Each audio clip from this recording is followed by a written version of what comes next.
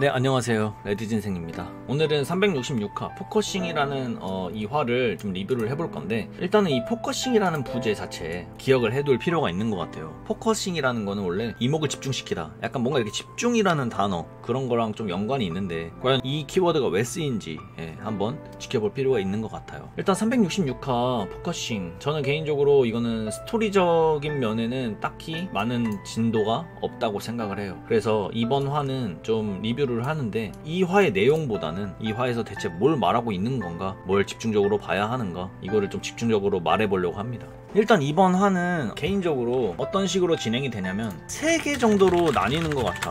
장면이 첫 번째 주영인의 반, 두 번째 민진의 반, 그리고 세 번째 자리민의 반, 이렇게 공간적인 부분으로는 3개로 나뉘면서 이 3개의 반에서 일어나는 3학년의 첫 번째 날을 우리에게 보여주고 있어요. 일단 주영인의 반부터 먼저 봐보자면, 주영인의 반에는 병훈이 그리고 미인이, 이렇게 우리가 좀 눈에 좀 익숙한 애들은 이 둘밖에 없습니다. 근데 여기서 이제 애들이 무슨 얘기를 하냐 좀 지켜봐야 되는 게, 자림이와 주영이의 사이에 대해서 뭔가 얘기를 하고 있어요. 미인이가 그럽니다. 주영이 자림이랑 깨지기도 하고 반도 떨어졌네, 뭐 좋은 건지 안 좋은 건지. 근데 여기서 주영이는 난 좋은데 괜히 엮일 일도 없고 라고 하면서, 주영이가 지금 180도 조금 바뀌었다, 예전에 그 주영이가 아니다라고 함을 지금 미니와 병훈이에게 보여주는 장면, 이게 주영이네 반에서 지금 현재 일어나고 있는 겁니다. 이것까지만 보면 될 것 같아요. 그리고 두 번째 민진의 반, 오랜만에 우리가 등장을 해요. 근데 우리가 3학년 6반에 배치가 됩니다. 이 3학년 6반에는 민지랑 그리고 예슬이가 있어요. 이 셋의 공통점은 경우를 좋아했다, 혹은 경우를 아직도 좋아한다, 경우에게 호감이 있다, 이렇게 경우로 묶을 수 있는 3명이에요. 이 3명이 한 반에 같이 배치가 됐다, 이게 굉장히 중요한 요소인 것 같아요. 민진의 반은 이런 정도로 이번 화를 좀 보면 될 것 같고, 세 번째 자리민의 반을 좀 봐야 되는데, 자리민의 반에는 경우가 있습니다. 근데 여기서 자리미가 헤어졌다라고 함을 약간 소문이 났나봐. 그래서 어떤 남자애가 야야 왕자님 쟤 아직 공주형이랑 사귀냐? 라고 하면서 이렇게 자리미에게 접근을 해요. 그리고 이런 접근하는 애를 경우가 이렇게 제지를 합니다. 이게 현재 자리민의 반에서 일어나고 있는 일입니다. 이렇게 3개의 반, 3개의 공간에서 일어나고 있는 일들을 이번 366화 포커싱에 담아놨어요. 근데 저는 이번 366화에서 뭐를 좀 중점으로 봐야 되나, 이런 생각을 좀 많이 했는데, 저는 개인적으로 이 주영인의 반, 이거는 아니고 민진의 반과 자리민의 반을 집중적으로 볼 필요가 있는 것 같아요. 제가 이번 화를 어떻게 봤는지를 좀 설명을 드려볼게요. 자, 먼저 민진의 반부터 봐보도록 하겠습니다. 아까도 말했지만 민진의 반에 우리가 같은 반이 되었다라고 함을 이번 화에서 처음으로 공개가 됐어요. 예슬이는 저번 화에서 민지랑 같은 반이 되었다라고 함을 우리에게 알려줬죠.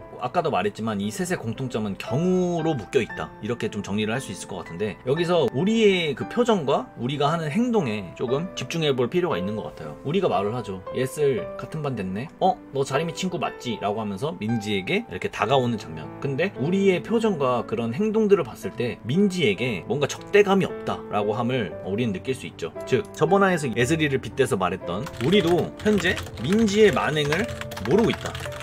왜냐면 만약에 이 우리가 민지의 만행을 알았다, 민지의 만행이라고 하면 뭐 경우를 좋아했다, 경우에게 고백을 했다, 혹은 뭐 자리미와의 그런 싸움이 있었다, 이런 것들을 알았다면 이런 식으로 적대감을 가지지 않고 이렇게 막 웃으면서 다가올 수 없다고 저는 생각해요. 어쨌든 그런 사실을 알 수 있었습니다. 근데 저번 화의 예슬이와 이번 화의 우리를 보면서 여기서 또 한 가지 좀 더 확대해서 뭘 알 수 있었냐, 바로 아직 민지의 만행이 전교에 퍼질 정도로 커지진 않았다, 이걸 알 수 있었어요. 만약에 민지의 만행이 이렇게 많이 퍼져서 전교에 있는 애들이 그걸 뭐 다 알 정도면 아마 우리나 예슬이한테도 그 얘기가 귀에 들어갔을 거고, 그렇게 됐다면 민지에게 저런 식으로 호의적으로 대할 수 없다고 생각을 해요. 그래서 이 사실을 알 수 있었다, 저는 이 장면을 보면서 그런 식으로 좀 생각을 했습니다. 갑자기 어떤 남자애가 이 셋에게 껴듭니다. 그래서 와 예슬아 같은 반이네 라고 하면서 예슬이에게 뭔가 호감을 표시를 해요. 근데 그거를 우리가 제지를 하죠. 그러면서 우리가 이렇게 말을 합니다. 참고로 예슬이 남친 진짜 무섭다, 즉 지금 현재 예슬이는 남자친구가 있는 상태다, 새로 생긴 상태다 라는 거를 또 새로운 정보로 알 수 있었고요. 여기서 남자애는 아니 그냥 인사하는 것도 안 되냐? 존나 어이없네, 나 지금 질투하지? 라고 하면서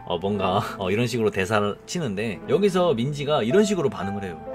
헐 이런 식으로. 이거 예전에도 좀 흡사한 장면이 있었습니다. 옛날에 민지가 자림이랑 다닐 때 어떤 남자애들이 민지가 아니라 자림이에게 호감을 표시를 했을 때 민지가 이런 식으로 반응을 했던 적이 굉장히 많아요. 즉 자기가 아니라 자기보다 옆에 있는 애한테 뭔가 집중이 더 가고 나는 약간 그런 느낌을 받았을 때 민지가 이런 식으로 행동하는 거를 자주 볼 수 있었어요. 근데 이번에도 남자애가 자기가 아니라 예슬이한테 호감을 표시를 하니까 이런 식으로 어이없다라는 식으로 표시를 한다. 즉 민지는 예전과 그렇게 많이 달라지지 않았다라고 함을 이 그림을 통해서 또 알 수 있었습니다. 그리고 여기서 예슬이가 말을 걸어요. 너도 자리민애랑 떨어져서 그렇겠다라고 하죠. 이 장면 역시 예슬이도 아직 아무것도 모른다. 민지의 반응 그리고 자림이랑 민지랑 어떤 일이 있었는지 그거를 모른다. 이거를 좀 알 수 있었고요. 여기서 이제 우리가 같은 반 된 김에 점심이라도 같이 먹자 약간 이렇게 먼저 손을 내밀어요. 근데 여기서 예슬이는 나 오늘만 친구들이랑 먹을게 라고 하죠. 즉 지금 현재 이 친구들 말고 다른 무리의 친구들이 있다고 생각해. 그러니까 우리는 그럼 민지 너도 자리민네랑 하죠. 이 장면 역시도 우리는 민지랑 자리미 간에 있었던 일을 하나도 모르고 있다. 이 장면을 알 수 있었습니다. 자 여기까지가 민지네 반에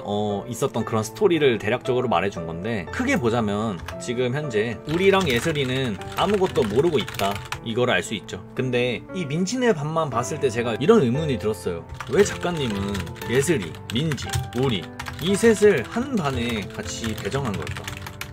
이 셋의 공통점은 경호를 좋아했다 혹은 경호에게 호감을 나타냈던 그런 인물들. 근데 이 인물들을 왜 한 반에 같이 배정한 걸까 이런 의문이 들더라고요. 이게 굉장히 중요한 문장일 것 같아요. 제 생각에는 이거에 대한 의문을 계속해서 내다보면 앞으로 이후의 스토리를 그려나가는 데 있어서 혹은 예측하는 데 있어서 좀 더 쉽게 접근할 수 있을 거라고 생각해요. 분명 앞으로 스토리를 전개하는 데 있어서 이 셋을 같이 포함시킨 이유 그리고 경우와 같이 엮어서 스토리를 전개해 나갈 확률이 굉장히 높아요. 어쨌든 여기까지 민진의 반을 좀 심층적으로 봐봤고 다음에 이제 자리민의 반입니다. 자리민의 반을 좀 지켜볼 필요가 있는데 아까 이 모르던 남자애가 자리민한테 야야 왕자님 쟤 아직 걔랑 사귀냐 공주형? 이라고 하면서 이렇게 접근을 하잖아. 근데 제가 얼마 전에 리뷰를 할 때 자리미랑 주영이랑 헤어졌기 때문에 앞으로 자리미에게 접근하는 애들이 굉장히 많아질 거다라고 좀 저는 얘기를 했었는데 아니나 다를까 이번 화에서 첫 번째 인물로 이렇게 나왔어요. 근데 이게 아마 끝이 아니고 이제 시작일 겁니다. 앞으로 자리미에게 찝쩍거리는 남자애들이 굉장히 많을 거야. 근데 여기서 이제 보여주는 경우의 반응을 우리는 봐야 되는 거죠. 이런 불편한 상황을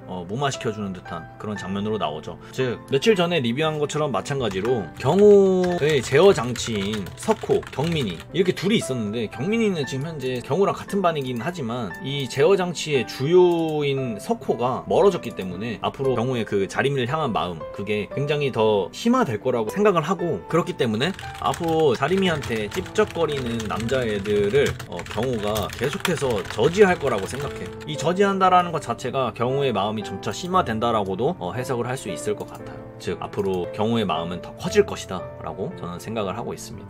이런 식으로 좀 집중적으로 봤습니다. 이제 이 두 개의 반에서 일어나는 것들을 좀 더 접목시켜서 이후의 스토리를 좀 예측을 해보고 싶어요. 우리, 민지, 예슬이 이 셋의 공통점은 경우에게 호감이 있는 인물. 그런데 한 반에 모여있다. 둘째, 경우, 자림. 자림이에 대한 마음이 점차 더 커질 것이다.